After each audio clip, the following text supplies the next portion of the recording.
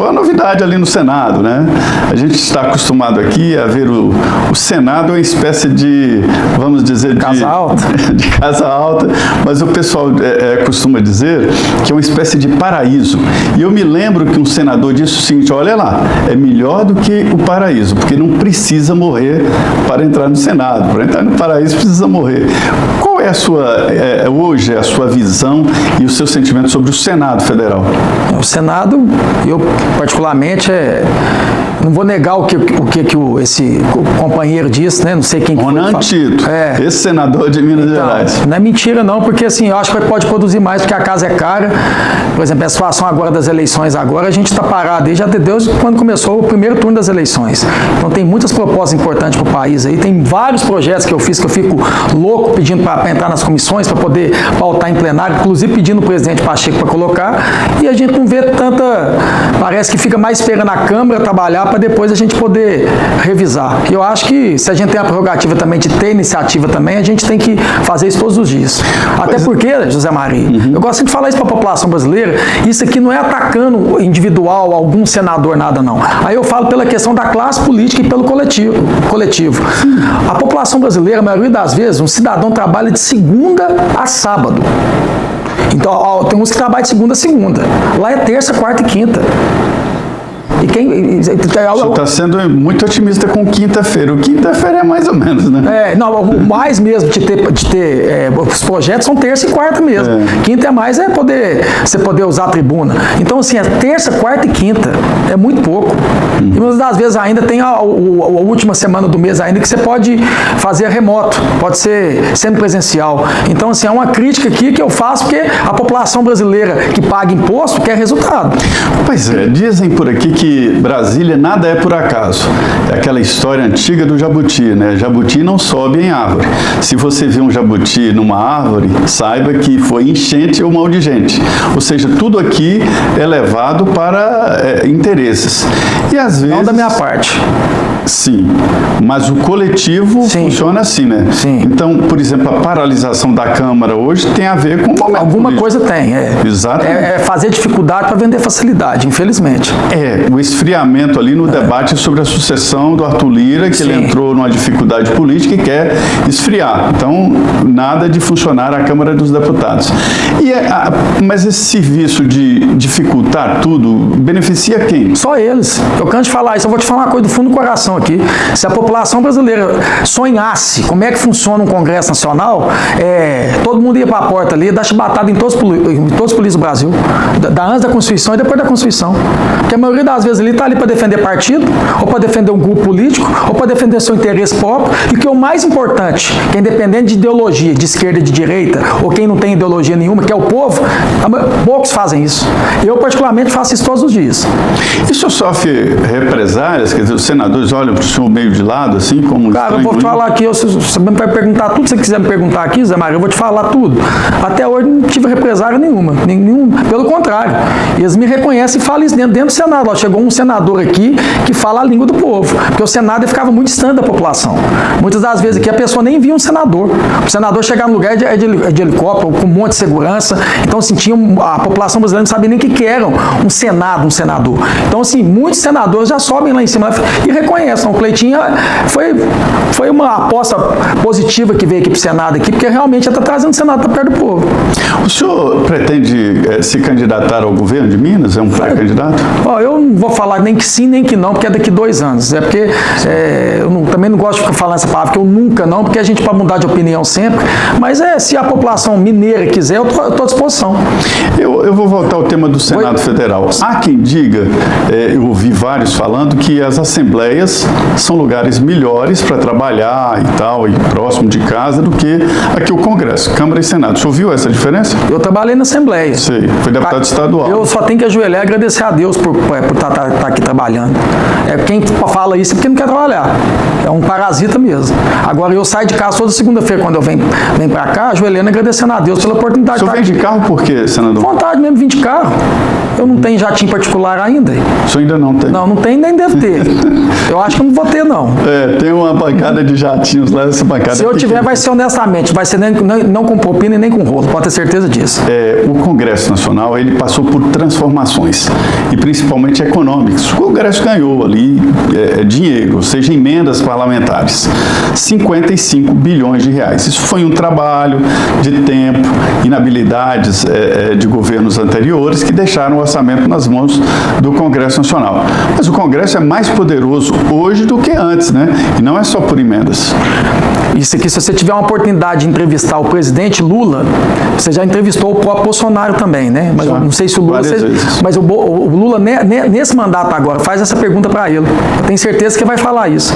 Há 20 anos atrás, quando ele pegou e administrou, era totalmente diferente. Acho que tinha muito mais autonomia do que tem hoje.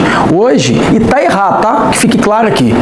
A função do legislativo é legislar e fiscalizar, não é executar. Então, quando você faz isso numa situação dessa, você quer pegar a autonomia do executivo, está totalmente errado. Então, o próprio presidente hoje, os futuros presidentes, vão ter essa dificuldade mesmo, porque hoje está concentrado dentro do Congresso Nacional, em dois, o presidente do Senado e o presidente da Câmara. Eu concordo com o senhor. Especialistas dizem o seguinte, não é esse presidente, os próximos, todos. Os próximos e os próximos, se nada for mudado, vão sofrer nas mãos do Congresso. O Congresso está fiscalizando o que ele aplica, né? Mas é a lei e está assim, vai ser assim. A minha diferença, Mário, que eu vou falar para o senhor aqui, eu sou oposição do Lula, mas eu tento ser a posição mais inteligente possível. Então, assim, eu jamais vou querer fazer algo para prejudicar contra o Brasil. Não, eu jamais vou fazer algo para prejudicar, para atrapalhar, porque vai atrapalhar o povo. Então, assim, tudo que for para o povo, eu jamais vou atrapalhar. E o que a gente vê, que eu falei para você no início, é a dificuldade, fazer dificuldade para vender facilidade. Ali não está preocupado com resolver os problemas da população, não. Ali é para poder se perpetuar no poder. E esse tipo de situação dessas emendas que foram orçamento secreto, agora é emenda de relator, isso é simplesmente para poder beneficiar a classe política. E eu vou te falar aqui, eu sou um crítico da questão do STF, dos ministros, mas nessa situação do Flávio Dino, eu apoio ele. Toda emenda tem que ser fiscalizada. Toda emenda tem que ter transparência, gente. O princípio da administração pública se chama transparência. Como é que você pega emenda e manda para uma cidade sem nenhum mínimo de transparência? Eu falei em plenário, todas as emendas que eu mandei, pode pegar as minhas de deputado estadual e as minhas de senador. Pode pegar e vasculhar tudo, olhar tudo que tiver de olhar. Fiz tudo correto. Nunca fiz nada de errado. O que eu falei aqui, se a população brasileira, Deus descer aqui na terra e começar a abrir o livro de cada político, aquele que já morreu, aquele que está aqui ainda, e falar assim, ó, vamos mostrar aqui as emendas, a população bate de cacete aqui em cada político que tiver aqui. É situação de emenda essa situação. Eu não tenho nenhuma dúvida disso, eu acompanho o Congresso há muito tempo e as emendas são a cara do parlamentar. Existem parlamentares que usam as emendas para colocar dinheiro no bolso mesmo. Vendem as assinaturas nas emendas. Existem outros que fazem uma distribuição de saúde na sua área. E existem os que trocam por voto lá com o prefeito. Então, existe parlamentar para cada estilo. E você elege o parlamentar que vem para cá exatamente com o seu estilo. Qual é o seu estilo e onde o senhor coloca as emendas? Coloca as emendas em todas as regiões de Minas Gerais, né? Eu trabalho muito em questão de infraestrutura. Então, assim, cidades que não tem ainda, eu vou dar exemplo da minha cidade. Minha cidade ainda tem várias cidades. Divinópolis? Quarteirões que não tem nada. Cidade próxima de Belo Horizonte? Não tem próxima de Belo Horizonte, uma cidade de quase 300 mil habitantes. Então, assim, cidade ainda que não tem um calçamento, não tem um asfalto. Então, tenta usar sempre para isso. O irmão do senhor que foi eleito lá? Foi reeleito prefeito. Foi, quase 80% de aprovação. Então, o senhor aplica muito em Divinópolis? Infraestrutura de Divinópolis em toda a região de Minas Gerais, no Vale de Jequitinhonha, no norte de Minas, que são regiões pobres do estado, eu sempre atendo lá, na área da saúde, que eu sei que precisa. E eu não fui um parlamentar que tem apoiamento de prefeitos, porque muitas das vezes um senador ou deputado tem muito apoio de prefeito. Então, você acaba mandando essas emendas para a questão do apoio das... Eu não tive. Eu posso contar nos dedos quantos prefeitos me apoiou. E eu mandei emenda, e Deus já época era deputado, tinha cidades que eu não tive nem voto na época de deputado, fui lá e mandei recurso, mandei emenda. E não quer saber, sabe? Eu vou fiscalizar ela. Então, se eu jamais também vou mandar uma emenda para uma cidade, hoje mesmo com um prefeito lá no meu gabinete lá, tirei foto com ele não me apoiou, falei assim, não, o senhor pode vir aqui no final do ano, aqui, se tiver uma demanda que é bacana da cidade, cidade aqui, eu faço questão de poder te ajudar aqui. No que eu não estou ajudando o senhor, estou ajudando a cidade. Pode vir aqui, começa a indicar no final do ano, eu faço questão de mandar. E aí tem alguns prefeitos que, quando pedem emendas, e depois a gente conversa sobre questão de apoio, eu já pego na mão dele e falo assim, que não preocupa com questão de apoio, não. Vocês é igual Jesus, igual o Pedro fez com Jesus. Pedro falou que não ia negar e negou. Vocês ficam falando que está comigo aqui agora, parte na época da eleição ali, o partido te obriga a se apoiar, outro você vai apoiar. Eu estou mandando, não é por causa de vocês, estou mandando por causa da cidade. Não precisa falar que vai me apoiar, não, que eu não estou fazendo isso por apoio, não, estou fazendo isso pela cidade. Pois é, interessante, Cristinho, a gente conversa muito ali no Salão Verde, no Salão Azul com parlamentares, e eu tenho ouvido, né, a esses parlamentares que trabalham com bases eleitorais, que mandam dinheiro, o prefeito promete aprovar, quando ele vai na cidade, está o filho do prefeito com o celular na mão, fazendo campanha para um deputado que nunca foi no município, ou seja, a maneira de fazer política mudou. Sim. E o seu mandato é fruto exatamente dessa mudança. Zé Maria, se não tivesse emenda, eu ia ser eleito, reeleito do mesmo jeito. Te garanto para você. Eu não fui eleito senador por causa de emenda de deputado estadual, não. Fui eleito senador pelas fiscalizações que eu fiz dentro de Minas Gerais e os projetos de lei que foram aprovados, meu. Eu fui o deputado estadual lá que conseguiu acabar com aquela porcaria de taxa de licenciamento que tinha em Minas Gerais lá, que é aquele papel moeda, que você para numa blitz, numa fiscalização, você tem que apresentar ele. Hoje você faz ele online. Hoje você mostra ele pelo telefone. O Estado não presta mais serviço sobre esse papel moeda. Eu fiz um projeto de... cobrar, né? Para que cobrar? Não tem prestação de serviço. Então eu provei isso, denunciei, fiz o projeto de lei, foi aprovado na Assembleia e o governador sancionou. Eu tirei 2 bilhões do caixa do Estado e coloquei no bolso da população. Então eu sei que o reconhecimento veio disso. E é isso para mim que é o trabalho de um parlamentar, de fiscalizar e legislar. Esse negócio de emenda, quem faz isso é o executivo. Então muitas das vezes o parlamentar fica sem fazer a atribuição dele de fiscalização e de legislação por conta só da situação de emenda e não trabalha. Não trabalha. Nós vamos voltar a esse assunto daqui a pouco, vamos falar dessa história do dia a dia, mas eu queria voltar aqui do trabalho do político e do trabalho das mídias sociais. É um novo momento, um novo jeito de fazer política, mas tem muita gente com medo dessa mudança, não tem? Tem um monte. Porque a rede social, quem controla ela? Quem dá conta de controlar a rede social? Ninguém. Tinha 4 poderes, né? Judiciário, legislativo, executivo e a imprensa. Vê o 5º poder hoje, que é a rede social. Se não fosse Deus em primeiro lugar, eu não estaria aqui. E se não fosse a rede social, nunca teria sido vereador, deputado e senador. E tem jeito? Porque a força regulamentatória, ela é forte. Há maneiras de conter esse novo jeito de fazer campanha ou irreversível? E outra coisa, eu fui eleito nos 3 mandatos meus sem usar fundo eleitoral e fundo partidário, sem tempo de TV. Então, assim, eu mostrei que tem jeito de fazer sim, através das redes sociais. E aí que está uma situação que às vezes as pessoas julgam, né, quem está acompanhando aqui, fala assim, mas ele é um político de rede social. Aí, eu vou te dar até um dever para você, pega o meu mandato, olha o meu mandato de deputado estaduais, as proposições que eu tive, projetos aprovados, e pega agora de senador, a quantidade de projetos que eu já propus e pega que foi aprovado dentro do Senado. Então, o mais importante para mim não é a questão da rede social, é o que eu faço por trás das redes sociais. O que eu falo, eu tenho que praticar. Então, durante o meu mandato, é a comissão, é a fiscalização, é os requerimentos, é os ofícios. Então, assim, eu faço todo o trabalho de um parlamentar tradicional que sempre fez. Só que eu transformo isso para as redes sociais. Eu mostro isso no meu trabalho pelas redes sociais.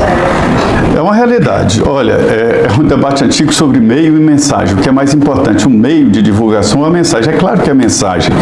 E o político, ele faz o milagre. Os assessores e os meios apenas transmitem o milagre. O que o senador está falando é que antigamente não tinha como transmitir, não tinha como chegar esse discurso, essa fala ao eleitor.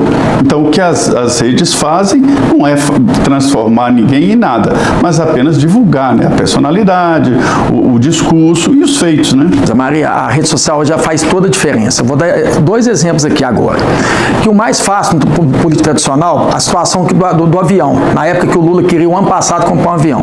Eu e o Nicolas, a gente começou a fazer uma mobilização, a gente chegou aí até lá onde fica o avião para tentar mostrar o avião e eles barraram, não deixaram a gente entrar. A gente ficou sabendo que chegou isso até pro Lula. Porque o Lula queria comprar um avião. A gente queria mostrar que o avião que o Lula estava usando é um avião que dá para usar, não precisava de comprar um avião de quase R$500 bilhão. Nós fizemos o vídeo. O normal do político tradicional é mandar um requerimento para Forças Armadas, para onde for, para o Ministério da Defesa, pedindo informações. A gente transforma isso também nos vídeos. E isso faz uma mobilização que chega no Brasil inteiro. Então, o que aconteceu? Saiu agora que eu estava querendo comprar, saiu uma matéria, se eu não me engano, não sei se foi da própria Jovem Pan aqui, dizendo que ele não comprou o ano passado por pressão da oposição. Então, você vê, olha como é que uma fiscalização, uma ação dá resultado. Sim. Você quer outra agora? O mais simples que eu ia fazer agora... E é quase R$500 bilhão de reais. R$500 bilhão. 460 milhões. R$500 bilhão. O horário de verão. Assim que eu fiquei sabendo que eles estavam querendo fazer o estudo para voltar com o horário de verão, claro que você vai mandar um requerimento, vai fazer todo o processo que o parlamentar tem que fazer. Mas eu fui lá e fiz um vídeo. E pedi à população brasileira, se fosse contrário, para marcar o Lula. Esse vídeo meu deu quase 10 milhões de visualização. O Lula teve uma quantidade de marcação. E as pesquisas indicam que a maioria da população é contra. O que aconteceu hoje? O próprio ministro da Minas e Energia disse que não vai voltar. Não vai voltar, não há E aqui, tempo, eu tenho que falar uma coisa como homem, eu tenho que ser justo. A gente cobra, a gente fiscaliza, mas a gente tem que reconhecer. Então aqui eu tenho que agradecer ao ministro da Minas e Energia, que é o Alexandre Silveira aqui, por ter reconhecido que nesse momento não é o momento ideal para fazer isso, que o povo não quer, né? Então aqui eu tenho que pegar e agradecer. Você não gosta do horário de verão, Cleitinho? Você é mineiro, não é? Sou. Você tem praia lá? Não. Tem a de Guarapari, que é uma praia de Minas. Mas é no Espírito Santo, né? Você entendeu, né? O povo gosta de depois do trabalho, praia, então, e outra coisa, para um senador, para um deputado, que às vezes acorda a hora que ele quer, às vezes nem vai lá, fala para um trabalhador que tem que acordar às 5 horas da manhã para pegar um ônibus lotado, né? Que aí tem que acordar 4 horas da manhã. Pergunta para ele se quer. De noite eu também sou contra o horário de verão, não acho que contribui, não. Agora, voltando ali, existem algumas vamos dizer, alguns pontos que os políticos não vivem, não convivem e não prestam atenção. O senador Cleitinho, ele, né, diante da sua origem, do seu trabalho, por exemplo, está querendo mudar alguns pontos, como o carro que é apreendido por um atraso de pagamento de IPVA. Mas não seria normal que não pagou o IPVA, o policial apreende o veículo? Você acha isso normal? Eu não acho. Sabe por que eu vou te falar que eu não acho normal? Porque o cidadão, quando ele foi comprar o carro dele, ele não teve ajuda nenhuma do Estado. Pelo contrário, um carro, ele paga quase 50% de imposto. Aí ele acaba de adquirir esse carro pagando esse imposto e já tem que pagar esse PVA. Uma porcaria de estrada aí que muitas das vezes tem que pedagiar ela. O cara pega e cai num monte de buraco aí, o Estado não ajuda ele em nada. Aí, por alguma situação, que eu não estou aqui para julgar esse cidadão, ele não conseguiu pagar o IPVA dele, o Estado é dono do carro dele, vai lá e toma. O Estado é sócio. Paga diária primeiro, paga o guincho, paga diária Isso. lá paga diária na garagem, né? E se não ficar a risco, o carro é leiloado e não paga nem as dívidas que ficaram Isso. lá. Então, assim, é totalmente injusto. Eu fiz esse projeto. Se eu fui... Você foi aprovado? Não, porque foi aprovado meu do Senado foi o do IPVA de carro velho para isentar. 20 anos, esse está em tramitação ainda, mas eu te falo, viu? Isso poderia ser iniciativa de cada governador de cada estado. Se eu fosse governador um dia do meu estado, a primeira ação que eu fazia, a primeira canetada que eu dava, assim, aqui, ó, acabou. Apreensão. Cidadão mineiro, vocês podem andar. Eu peço que vocês paguem o IPVA, porque o estado precisa arrecadar, eu tenho a folha para pagar, eu tenho responsabilidade fiscal aqui, mas prender seu carro não vai prender, não. Vocês podem ter certeza disso. O carro não é meu, o carro não é do estado, o carro é seu.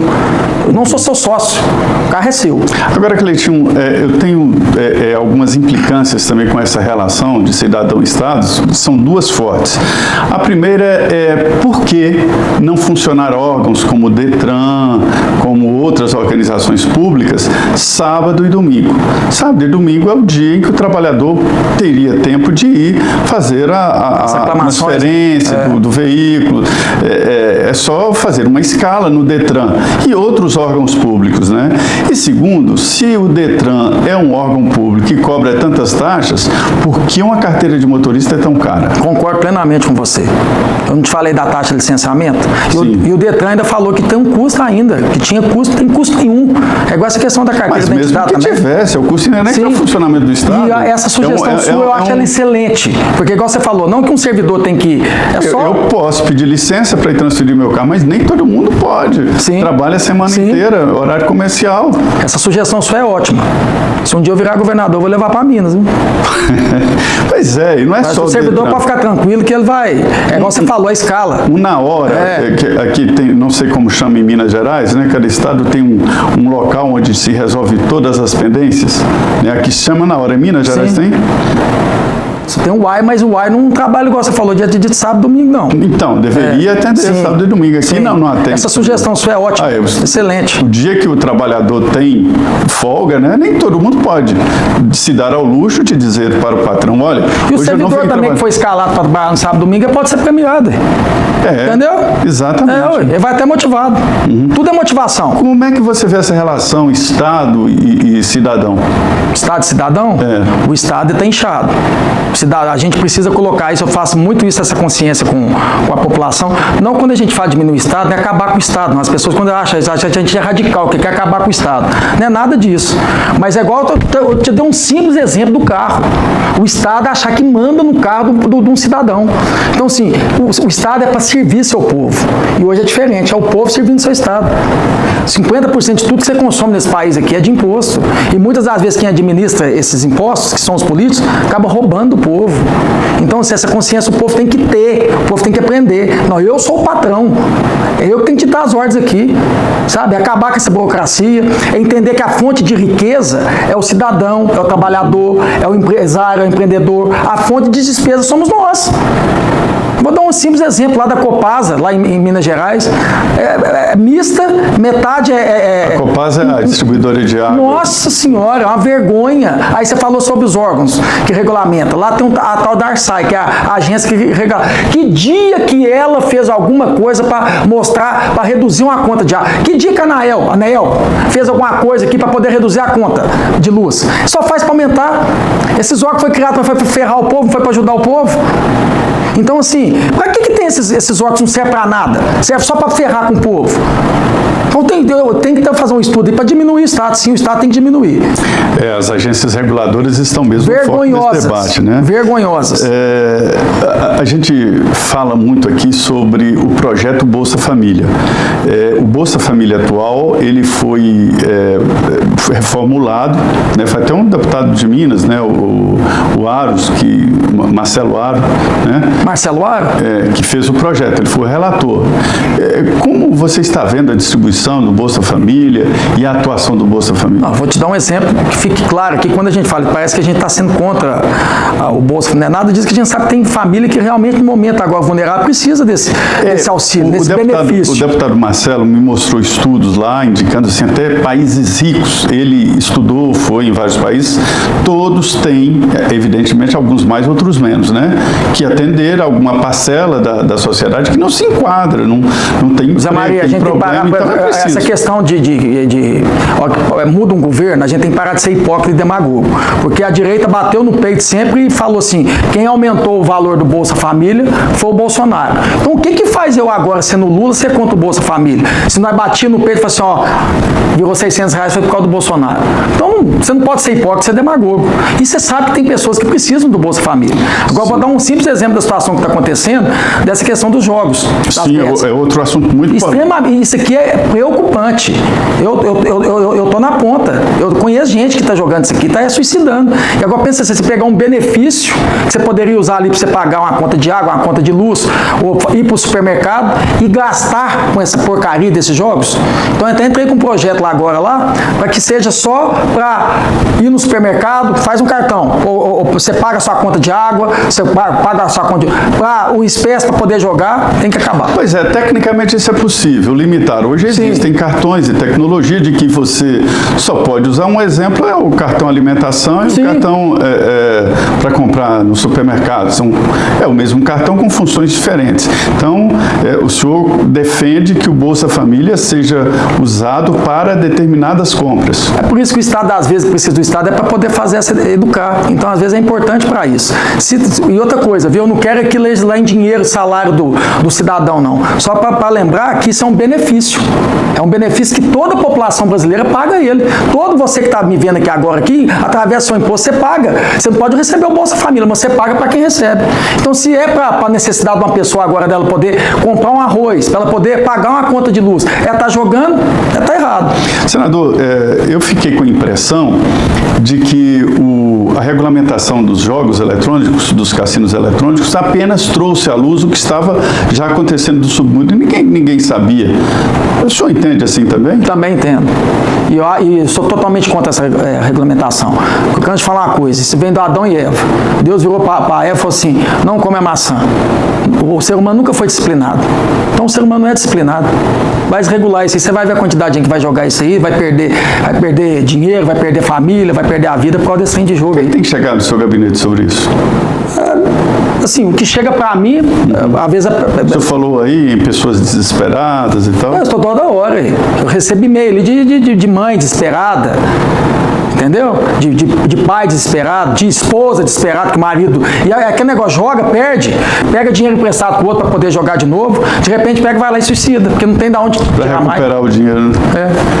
Eu ouvi uma frase de que é um imposto de ignorância, ou seja, a pessoa está pagando para não ganhar. Não existe nenhuma chance de ganhar, aliás, a não ser que você seja a casa. Quem ganha é a casa. Tá, em certos países é usado como diversão e pronto, não é meio de vida, não é local para ganhar dinheiro, né? O problema é que isso está acabando virando meio de vida, José Maria. Senador, mas existem dados que mostram que nem regimes fechados conseguem evitar o jogo eletrônico. É então, difícil. A ideia é regulamentar que pelo menos fica visível, né? Eu sou contra, eu por mim acabava com isso, pela experiência. Não tem nada de útil para a sociedade. Não, zero. Conta nos dedos de quantas pessoas ficaram ricas. E outra coisa, sabe o que eu estou vendo? Lá na minha cidade, lá em qualquer lugar, eu estou precisando de gente para trabalhar aqui, Cleitinho. Vocês não sabem que está precisando trabalhar, não? É verdade. Não trabalha.